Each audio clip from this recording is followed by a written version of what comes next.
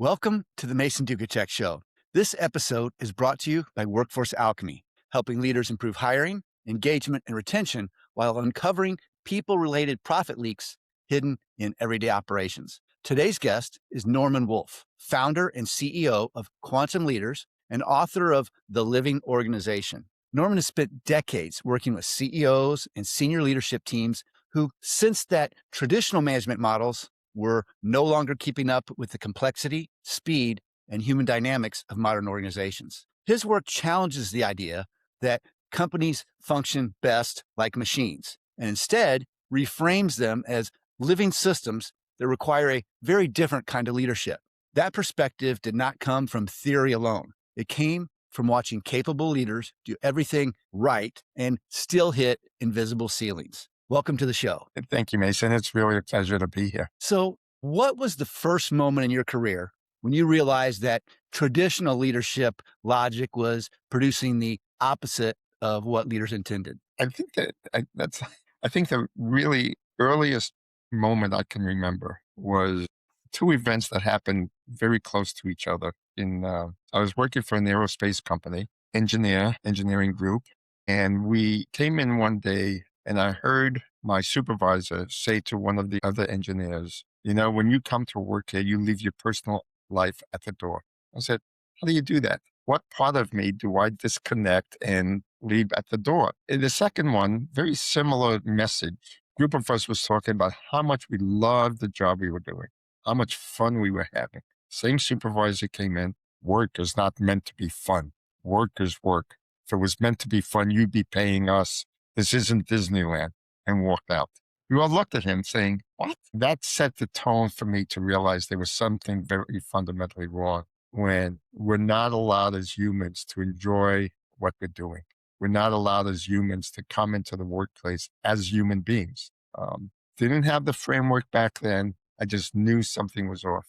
And over the years, as I worked my way through my career at HP and then working as a consultant, helping other leaders through their challenges, I began to see a pattern. And it was really in 2004, I had many changes in my consulting focus, and I began to focus on executing strategy. And I realized that strategy execution is poorly executed.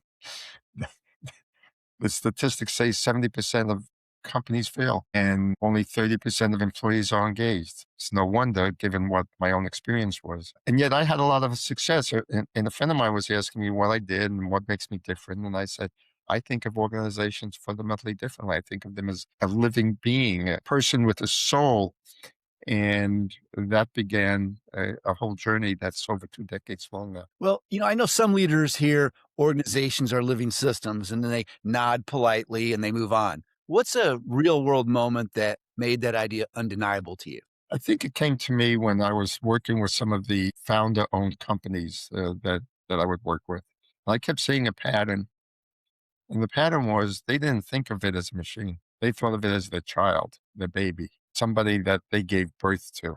And that began to say, wait a minute, something else is going on here. Now, raising a child has all sorts of interesting parental dynamics we have to deal with.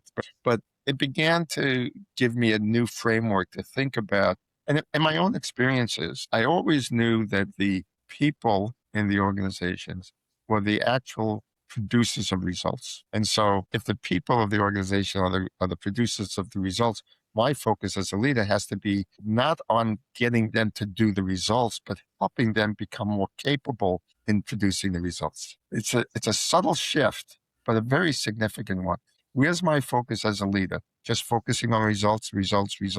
Whatever we need to do, get the results, reorganize, change our strategy, move parts around the machine? Or do I look at it as something as sort of developmental in nature? How can I help these people become better at what they want to do? Changes everything. And that became the sort of the foundational thinking behind the framework. So, what's the most common leadership behavior that looks productive on the surface, but quietly drains energy underneath? Wow, that's a great question. I would say the focus on process and metrics. I'm not don't get me wrong. I'm not saying we shouldn't have them. We should. But it's the focus on them that puts the energy in the wrong place. What I mean by that is people begin to recognize that what they have to do is just produce the numbers. And they want to make sure they're successful. So they learn how to behave in ways that are successful. And some of those learned behaviors become risk avoidance. Don't take risks. Don't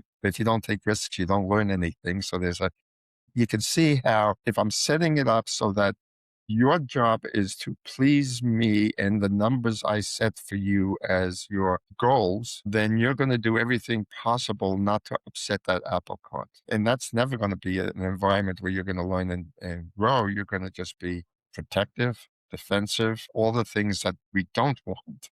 And so it's what I call the negative unintentional byproduct of a system that's focused on optimizing the machine. People, and what you have is typically people performing for authority instead of maximizing their potential. Uh, yeah, and I want to be careful to not make this a uh, completely all we care about is our people. That's not the framework. We very much care about producing results. I mean, at the end of the day, the number one responsibility of a leader is to ensure the organization produces the results necessary for sustainable growth. So our model, our framework is all about helping leaders create results. The problem is the way they're going about it is actually undermining their ability to get the results they want. So do me a favor, help me and help the people watching and listening today. Can you kind of compare and contrast, like, this is what traditional is, and this is how living organization is? This is how traditional is. This is how living organization is, to give people a better feel for the shift in thinking that you're talking about. I guess what I'm asking you to do is bring that comparison to life if you can. Sure. We go about in the traditional machine paradigm, the leaders figure out the strategy. They set the goals that we want to achieve. Those goals are cascaded down through the organization, right? And they're given ultimately to the people to achieve certain goals, knowing that if person A and person B and person C and department A and department X and department Y achieve those goals, the whole will work. I, as an individual with it, or as part of a department or the department as a whole, our goal is to optimize our ability to achieve our goals. We don't really care about other people's goals. We care about our goals. Sure. So byproduct of that is silos, which we know are detrimental to the success of the whole. In the living organization framework, we do it a little different. We go to the department and say to the sales department, our goals, our company objectives are XYZ. We want to grow by 50%, 15%, 10%, whatever the number is. How are you going to contribute to this? I'm not going to tell you how to do it. I want to know how you're going to contribute. In the old system, the traditional system, after they get their goals, every year we're going to sit down and review them. So there's nothing in the old system that stimulates ownership. In our framework, we want to stimulate ownership. We want them to want to do the job that needs to be done, not have to do what we tell them. Very different energies behind those two things. In our system, when we sit down with them and they start giving us how they want to contribute, it's not anything they want to do. It's within boundaries that we set, what we call setting the context of the organization. There are rules of the game. It's like any game, right? You can't go to a football team and play it like baseball. Right. Sure. Right. So the leaders, I mean, every company has their own rules of the game. This is what you're like. So within that container, how are you going to contribute? And you recognize in our system, we believe everything's an ecosystem. The definition of an ecosystem is I am equally dependent on you for my success, and you're dependent on me for my success. So I'm no longer in a silo situation. Now I'm in a collaborative situation because I know I can't make, as a salesperson, 15% growth in my sales if I can't get operations to give me the product in time to make those sales. And so I got to work with, collaborate with those people for me to be successful. So we reframe the role of, hey, you're going to contribute. Great. How are you going to work with your teams? What's in your contribution agreement that talks about working with your teams? And then at the end, instead of evaluating them, we ask them to reflect. How did you do? What did you learn? How did you grow? What got in your way? What are you going to do different next time? It's a very different conversation than here's what I think you did and here's how you should improve and here's what you got to do better. And we treat them like people rather than component parts of a machine. That's interesting you say that, because you're making me think back to one particular company that I worked with years ago where the sales manager is a printing company and the sales manager couldn't stand the manager in charge of production. And it was like, Typical. stay out of my hair. Let me do my thing. We'll get you the orders. You produce them. And it was separate silos. And what transpired was one day in the lunchroom, one of the top producing printers was sitting there talking to someone in production, just regular workers sitting there visiting, having lunch. And one says to the other, gee, I wish we could do this X style of printing. I'd be making a fortune in commissions. I'm so tired of giving out referrals to my customers who need this and send them to XYZ printing company down the road to get this work done. I wish we could do that here because I would make a fortune and I'm tired of helping our Giving it competitors, away. but I have to take care of the customer. Guess what the guy in the printing production said? Sure, I can do that for you. Absolutely. He goes, we can do that. No problem. And not only was the company losing a fortune that could have gone to in their bank account, they were also enriching their competitors. So it was not only them losing money, but strengthening their competition in a very competitive metropolitan market. Why? Because it was a machine and people were in their silos. That's right. And that was a first class example of what you're talking about. And I'll tell you, it's not easy to be in an ecosystem. Humans, people have been grown up in our society all their life to think about optimizing for themselves and to optimize for the collective. Sometimes actually means I have to give up something for myself because in the long run, when the collective wins, I win. It's easier for me to say, look, I'll take care of myself, you take care of yourself, and somebody else will mediate. Well, that's the pressure we put on CEOs. They're the ones that have to mediate. They're the ones that have to make the tough calls. Wouldn't it be better if everybody shared in those tough calls? If the salesperson and the head of production would get together and say, hey, I've got some opportunities. Oh yeah, we can help you with that. I'm sorry, but if in production they go, well, if I did that, that would make me less efficient is one of the reasons they stop. But I if can they give you a perfect example that happened to me recently. It's amazing that we're having this conversation and I'm actually living through some of this right now. So this is the first year I've ever moved to Florida during the winter, and it's been wonderful. But we had a pod shipped down here uh-huh. with all of the stuff. And the person who, when it arrived, placed the pod into the driveway, he was very, very careful. He said he went and he took extra time to go and look where the trees were, where the sidewalk was, to make it sure it was a good walkway. He took extra time. And one of his biggest considerations was he wanted to make it easy for the person coming up after him once we unloaded the pod to come get it, even though he didn't know who that person would be. That's right. He literally had the presence of mind to say, I want to do my job in a way. I will take a little bit of time now to do a little extra, to do it right, to make sure that my customer's happy. And so that my coworker, whoever he or she is, when they come to pick it up, that I have made it possible for them to do an exceptional job, easy and efficiently. Now imagine if that driver knew he was being measured by how many pods he delivered in a day, and time and efficiency was the dominant requirement. He would have dumped it off in a second and he would have bolted and said, not my problem. See you later. And his metrics would have said he is fantastic. That's right. He would have got a bonus because he had the most deliveries in a day. And the 100% company's correct. reputation would have been hurt. And, And and that's a perfect example of what we do in the traditional paradigm and what we've set out to change. So in your experience, what signals tell you that an organization is maturing even before performance metrics catch up? We actually have developed a maturity assessment to help us with this. And Tell me about that. there's three major dimensions within the maturity assessment. One is the ability for a collective. When I talk about people, I'm also referring to collectives. In our framework, what we discovered is a group of people who come together for a common purpose. I'm a salesman. I come to join a sales group. That group actually has its own personality, its own persona, and it behaves collectively like an individual does. So our approach to optimizing organizations is to ask the question, how do we optimize a human being? So when I look at, say, a sales department, I want to understand what its level of maturity. I look at things like, how well does it see the big picture? Can it see, like the driver, he saw a bigger picture. He He saw did. not just his delivery, he saw the whole system working. So How much can they be systems thinkers? How much can they adapt to change? How easily do they accept change? How easily do they deal with uncertainty? So that's one whole dimension. We call it complexity dimension.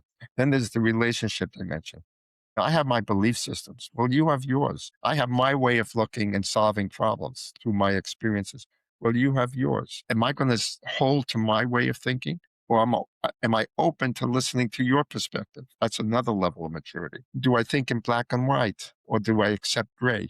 That's another level we look at. In the third dimension, we call self-reflection. Can I take ownership for my decisions? Am I responsible for my actions? Do I try to blame people? Do I make excuses? And can I make mistakes and learn from it? If I'm not open to making mistakes, I'll never learn anything new. So those are the components of our maturity assessment. And those are what I look for. I actually developed it because I was talking to a bunch of CEOs, and we were talking about promoting some people up to the next level. And I was asking them, what criteria do you use to do that? And they talked about all the, what you might call typical job description expectations. And I said, well, when you were working with this person, you were frustrated with them. What were you frustrated about? I couldn't see the big picture. And you were working with this person over here. What were you struggling with? Every time I gave him feedback, he'd defend against it. He never was open to hearing feedback. That's the real world. We think we're looking for what I would call technical specs, but what we're really looking for is maturity specs. That's how I That's a developed it. very, very insightful observation. Thank you for sharing that. Yeah, you're very welcome. What's one leadership assumption that you once believed strongly, but had to unlearn after watching it fail in practice? That all problems could be solved through thinking. It's funny you say that because my I've had these conversations with my son who just graduated college a few years ago, and we can still come up with a solution to a problem, whereas my nature is to try to figure out a solution, think it through. His is to find an answer. I mean, he has been conditioned to go on his phone, go on the internet, go to YouTube, find an answer, where I tend to think it through. Right. And we've had discussions on whose is the best way, and I think each of us made our points. But if he can get the solution in a minute by going on the internet and it takes me 5, who's right? But Well, if he can't get access to the internet and he hasn't developed the skills of being able to think critically, and he finds himself somewhere where he can't get internet access, he might want to have the skill of problem solving and critical thinking. So we go back and forth on that. it's interesting you say that the internet is presenting a number of challenges in terms of what we may call lazy thinking. But there's another way of solving problems. When I was at HP, we used to have the thing called the HP way. One of the key components was management by wandering around. That's really mostly been poorly misunderstood. What the principle about management by wandering around really is all about is if you go out into the shop floor or you go out into the sales room and you just observe, listen, you're not doing anything to solve a problem, picking up data intuitively. You're feeling your way around. You're getting the sense of things. And that has more knowledge and more insight and more information than any statistics, dashboards, KPIs, or anything else we'll ever have. I remember at HP, we saw a video, and the video went something like this. You had a manager sitting in the room going over his monthly reports and trying to figure out what was the right course of action to do. And, typical way instead of printouts, now we've got dashboards, but we manage by numbers. We manage by dashboards and KPIs. And that's important. Don't get me wrong. They're important indicators. But in this video, it showed his boss, because he was struggling as a young manager, his boss came in and said, come with me. Let's walk the floor. What do you see? What are you feeling? At the end of the video, the message was, he knew what the numbers were going to say before he got the reports because he had a feel of the organization. In the military, a friend of mine who was in the special ops, he said, oh, we call that situational awareness. We train all special forces for that. There's a part of us that thinks logically, rationally, and the mind is the ultimate solution to our problems. And if we were managing a machine, that would make a lot of sense. But if you're managing people, you got to be able to, we call it heart-centered wisdom. You got to be able to intuit, be inspired, find that area of wisdom that guides you through all the uncertainty, that guides you through all the changes that we're going to have. You got to combine the head and the heart to be effective. We spend way too much time on that. When leaders say our culture just isn't where it needs to be, what's usually the real issue beneath that statement, in your opinion? Culture is defined as the how we do things around here. Simple definition, right? Which is really saying how do we behave in response to events? What they're saying when they say that is our natural response, our natural behavioral response is not getting us the outcomes. Here's the secret that they're missing. Is a natural response to behaviors in humans. I mean, you can think of every living thing, even machines. We all respond based on a internal set of guidelines. In the machine, it's the way it's designed. It's designed to behave. You take an input, it goes to these gates and this thing, and then produces this output. In living systems, that response mechanism, that encoded mechanism or set of rules, is the genetic DNA of the living system. Trees know how to do what trees do. They produce acorns. Fish know how to swim in the waters. Birds know how to fly, all of that. Humans are part of the living systems genre, but we're different.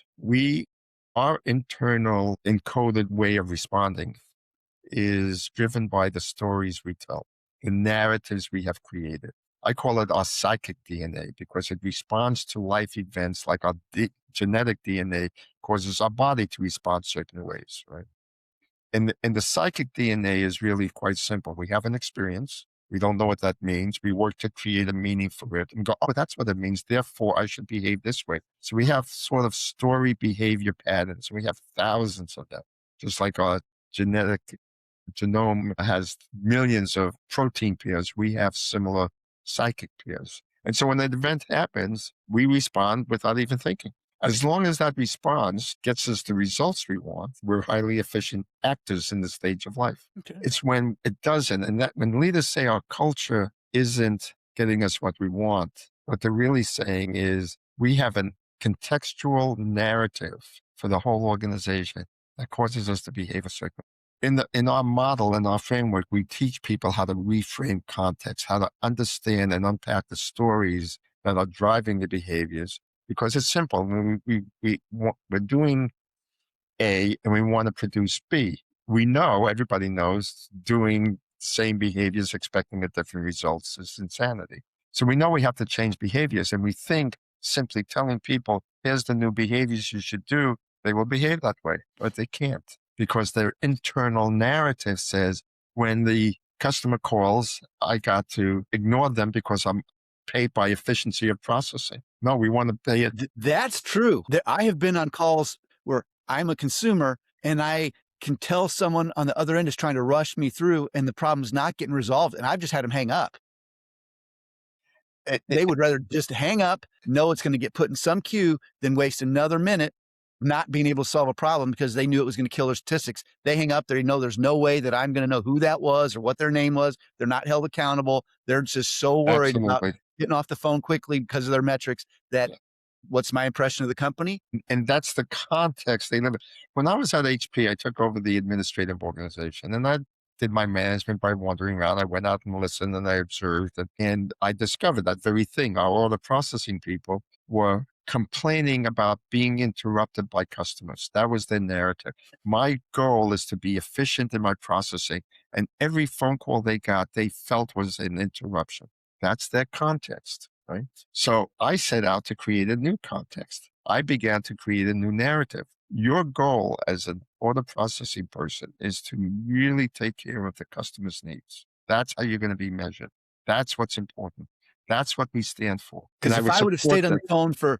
if I would have stayed on the phone for a few more minutes and they could have solved my problem, I would have been happy with that company. I would have said good things about them. I would have given them good reviews. But now I would give them a 0-star review. I would never want to do business with them. And I would tell any friends, family, or anyone on the internet who will listen that these people don't care about their customer. And it's not these people. It's that one person I had an interaction with. But to me, that one person is that company. Absolutely. And it's the context by which the organization is unconsciously, I want to emphasize that this is not conscious, malicious intent. Sure. This is the story we live in causes us to behave the way we behave. And that's true for an individual, it's true for a collective, it's true for a whole company. So the problem with saying, we have to change our culture is they know that instinctively, intuitively, they don't know what to do about it. And that's why we've included the work on explaining what context is. Context is what creates the culture. And if you want to have a different culture, if you want to have different behaviors, you got to learn how to reframe context. And that's one of the skills we. So I'm looking for an example here. Can you maybe tell me a story where a small shift in how leaders showed up created perhaps a disproportionate impact across an organization? Oh, there's thousands of stories, not only in my experience, but some really powerful people. Bob Chapman comes to mind, Pajoli, who's the former CEO of Best Buys. He wrote a book called, uh, I think it's called The Heart of the Company. Those leaders found an important secret. When you care about people, when you as a leader fundamentally have the position and they interact from a truly caring place, those little acts of caring has a tremendous ripple effect throughout the whole company. In my experience, I've been working with one of my clients who recently said to me, we were talking about something, and he said, Norman, it's the skill of heart centering that you taught me that has changed fundamentally everything about our company. And it's not anything I do. It's more like how I am engaging in the interactions. I would say that's the biggest shift that I see happen over and over again. And to give you some concrete examples, he said recently that his organization has been more collaborative. They're much more engaged. They're taking ownership. He said, I have never enjoyed leadership more than since I've made these small changes. My life's easier because they're doing it. I don't have to make them. If you were sitting with a CEO who feels their organization is busy but not alive, what would you help them look at first and why? Wow, that's really different for every organization. I would begin to look at I always start with results. So I would look at what are the results you're getting and what about that makes you unhappy? What do you think is what are you striving for? And then I would begin to look at the organization. I have a matrix. I call it the framework. The first thing, the easiest thing we can change and make a difference is what are we doing from a process point of view, the activity of the organization that would, if we made a change to that, it would change the outcomes. If that isn't where the problem lies, if the activity is fine, or if the inability to make changes is because of the relationship dynamics, then we begin to look at what in that domain do we have to change? Collaboration. Well, if it's not collaboration, what happens? And the last piece would be we go to the context layer. We look at what is the narrative here. But I always work with clients from the point of view of we want to make the most impact we can in the shortest period of time. And so activity is easy to change, relationship is a little bit more difficult, but everything is driven by context. So if nothing else is working, we have to look at the context. Okay. And honestly, leaders have to learn if they really want to look at the organization as if it's a person, living being, a living entity, and operates like a person operates, then they have to learn some new skills.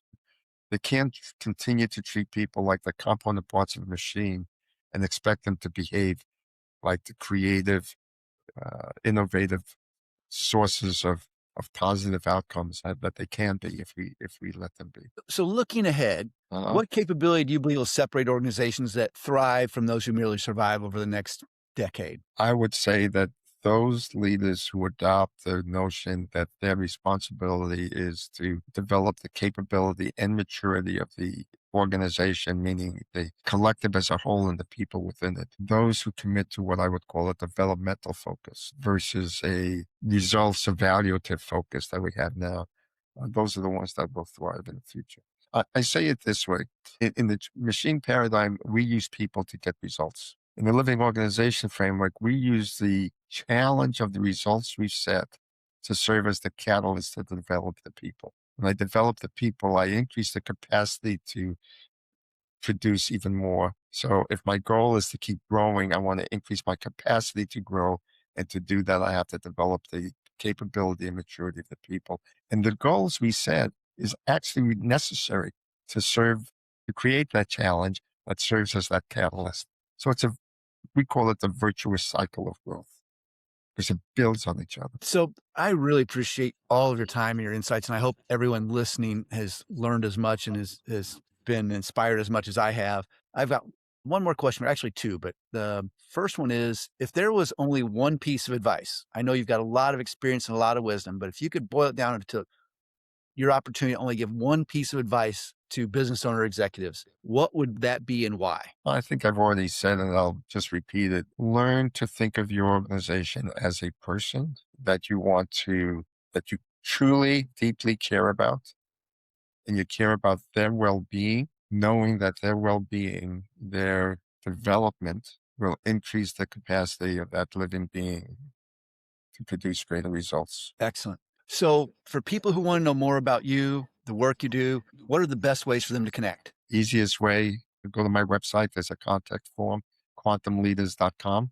You can email me directly, which I'd love to have, nwolf@quantumleaders.com. Excellent.